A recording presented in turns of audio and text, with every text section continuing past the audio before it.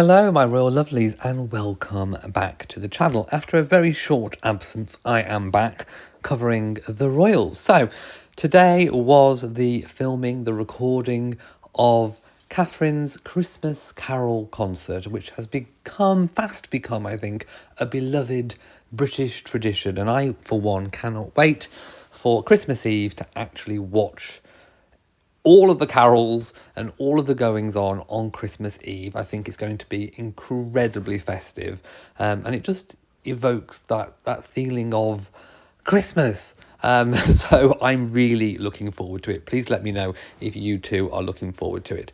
But we can at least have a little glimpse of what things are going to look like, because of course we got to see the arrivals and the departures, and we get to see what they're all wearing and who's in attendance.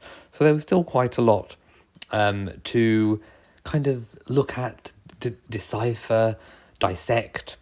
Now, of course, Catherine has made, I suppose, really a handful of public engagements this year.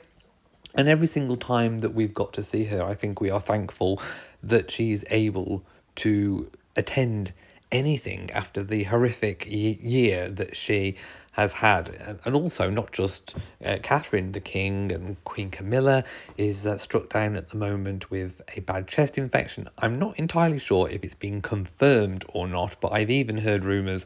People in the press are saying that it actually turned into pneumonia. Now, of course, that is incredibly close to my own experience. I was first diagnosed with a chest infection and it did turn into pneumonia.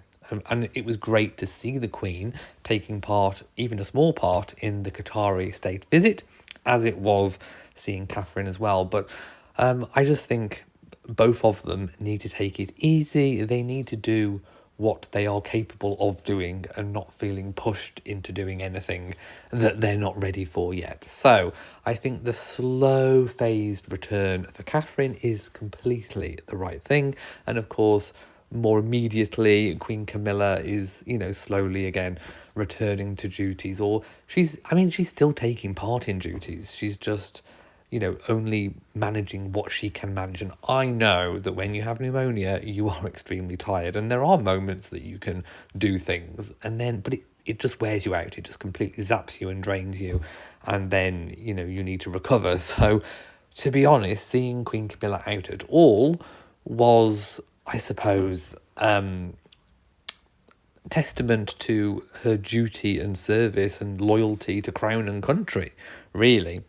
Anyway, back to the carol service. So this is the first time that the Wales family have been seen together in public since their appearance at Trooping the Colour earlier in the year. Of course, Trooping the Colour being the King's annual birthday parade held in June.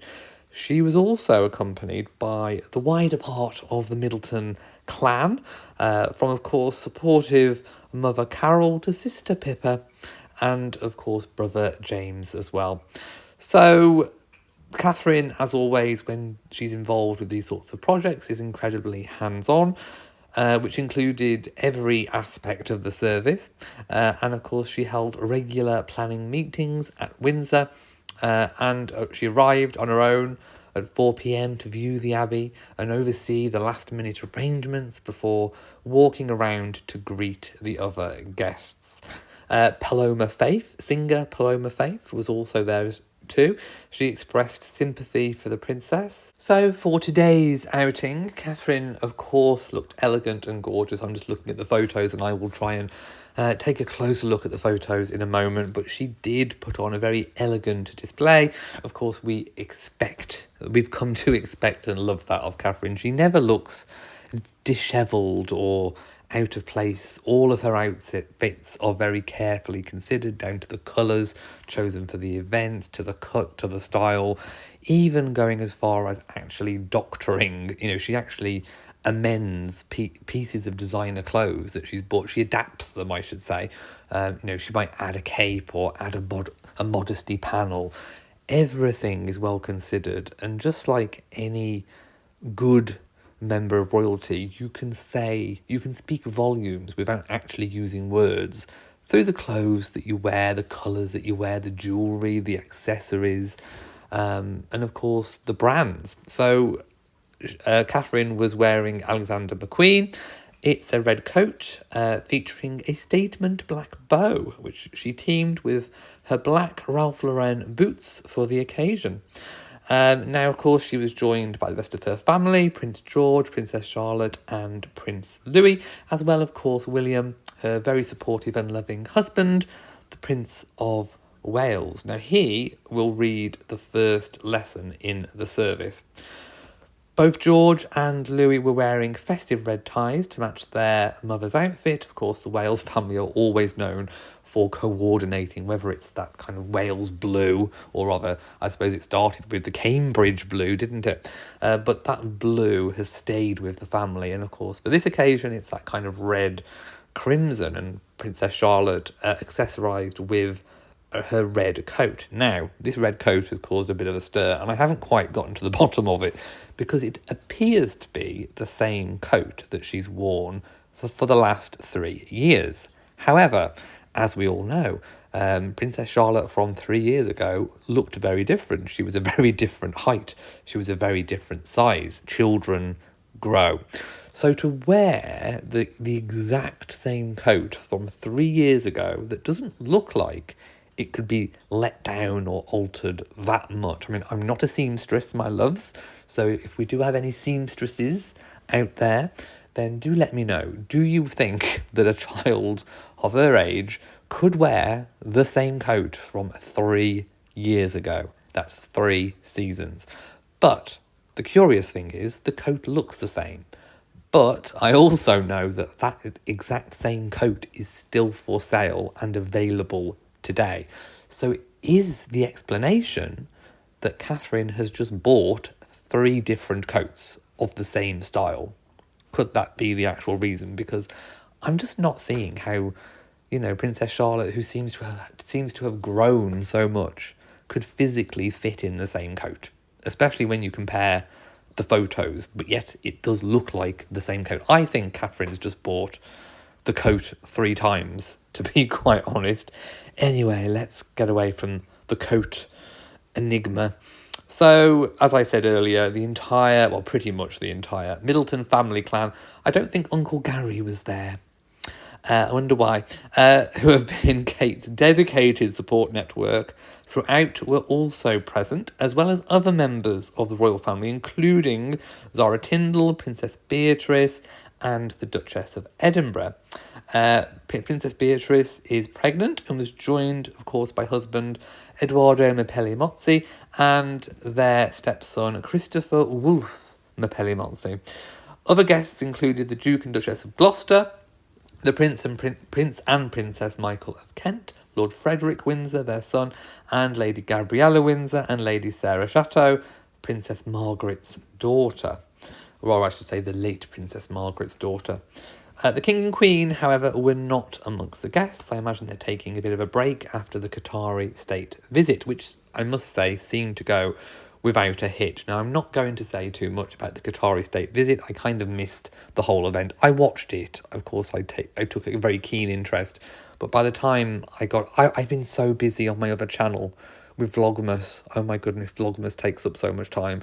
So I was busy. That's why I didn't cover it. So by the time I kind of got around to being able to make videos on this channel again, I had a moment to make this video. I think everyone's already covered it. So to be honest, all that's left to say is I loved Queen Camilla debuting the Kokoshnik tiara, not to be confused with the Russian fringe tiara. They are kind of both spiky and upright and very tall. But the Kokoshnik is very different, and I think Queen Camilla just looked absolutely gorgeous wearing it. It was the first time it was debuted since the passing of Queen Elizabeth II. All of the royal ladies now appear to have King Charles's royal family order, so that was really nice to see.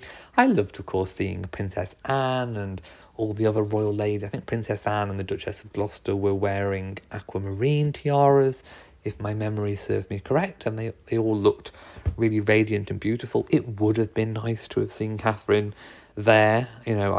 One thing I do think is different about King Charles's reign with sort of Queen Camilla in control of the jewels, if you like, is that the royal ladies are kind of doing a lot of swapping around. The tiaras and jewels are in heavy rotation, shall we say, which I actually quite like because we get to see more varied use of the jewels. And, you know, it's like what I've always said, it doesn't matter whether you're royalty with priceless jewellery or whether you're just someone who's got some nice pieces of private jewellery. If you've got something nice, wear it, because who knows when these occasions come along when you can put on your finery. So it's nice to see the jewels being used and worn, and of course they do look different on different people. So but I think Queen Camilla wore the Coco Schnick incredibly well. Anyway, let's take a look at what else Catherine was wearing. So she completed her ensemble, I do like that word, ensemble, with a red check skirt, her mulberry, amberley, Baroque pearl earrings. I do love a pearl earring moment and a pearl necklace moment. And I'm not quite sure how they found this out, but a £110 gold-plated bangle by British brand Halcyon Days. So that piece might be affordable for a few people to replicate, but I don't think you're going to be able to replicate the priceless jewels, my lovies. But anyway, this bangle is thought to have been a birthday present from Prince William in 2020 and features a subtle nod to Princess Diana, as it's called the Salamander Talk Forget-Me-Not. Now, Forget-Me-Not, of course, was Diana's favourite flower and has featured quite a lot in William and Harry's lives. Of course, Harry called one of his early charity ventures in Africa Centibale. Centibale roughly translates as Forget-Me-Not. So I'm just skipping through some photos so that I'll go back and I'll talk about them in a moment. So Catherine's hair was, of course, immaculate. I mean, do we expect anything less from her? Let me know if you would like to see Catherine with a drastically different hairstyle. I mean, you know, she's had her kind of long chestnut tresses, not trusses, her locks, her sort of flowing brunette locks, ever since we've sort of seen her on the scene. She's had various alterations done and different cuts and different layers and things like that, but she's never really gone short. Like, I don't know, I kind of think I'd like to see her with a very drastic pixie cut. I just think she'd rock a pixie cut.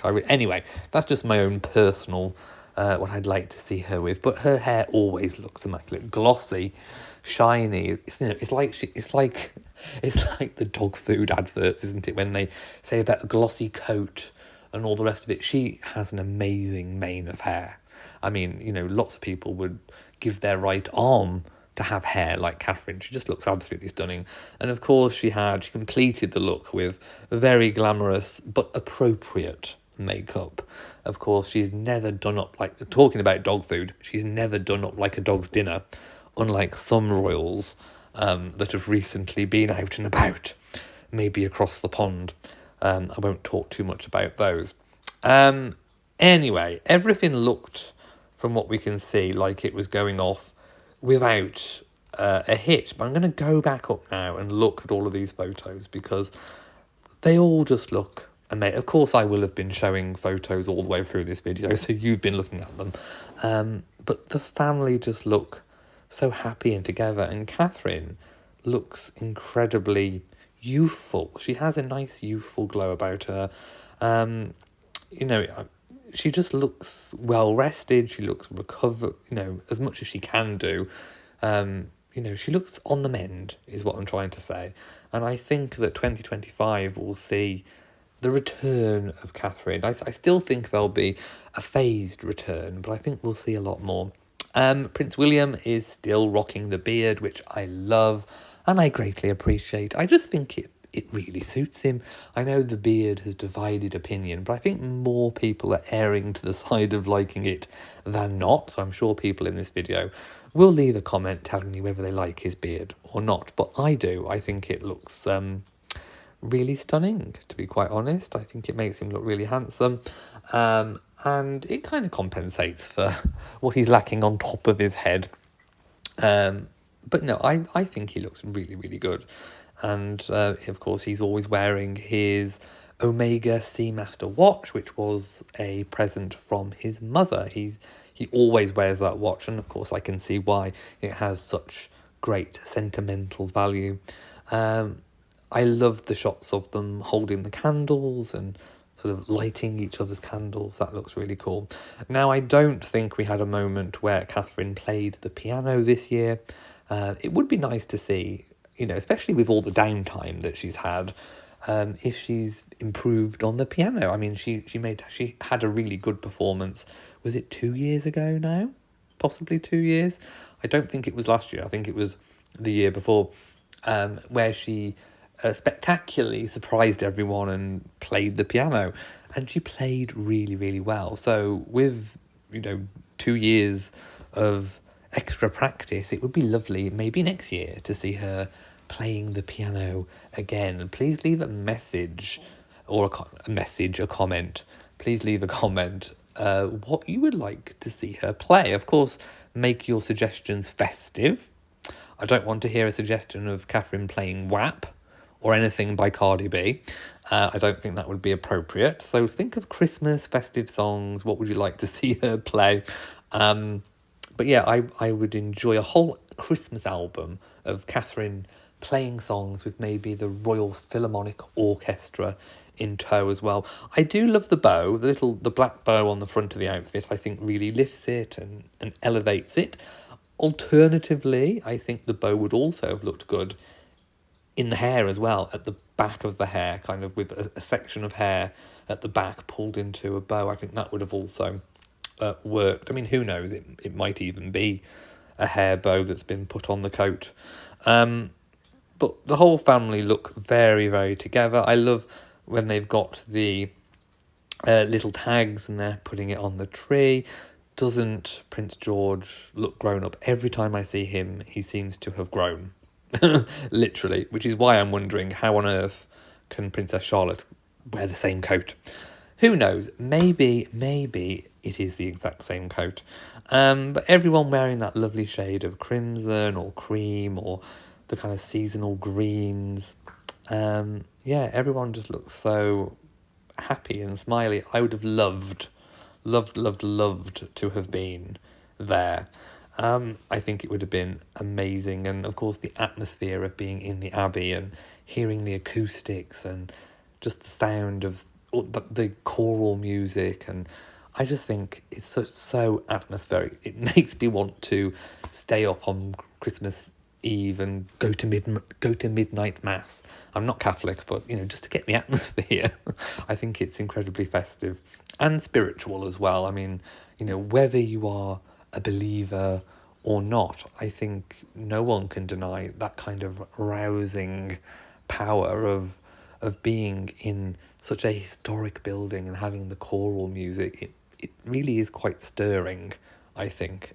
Like I say, whether you believe or not, whether you celebrate Christmas or not, I think this will be a concert that will stir the soul and warm the heart. Right, I'm sure I have probably shown almost every single photo that I can possibly find at this point during my talking about this carol concert service recording. And of course, we have to wait now until Christmas Eve to see the final finished result.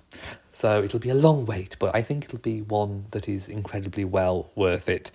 Right, thank you for watching this video. If you've enjoyed it, then please give it a big old thumbs up. Don't forget to share on social media, and of course do hit that bell so that you know whenever I upload a new video. So from me, to you all my lovies, and goodbye.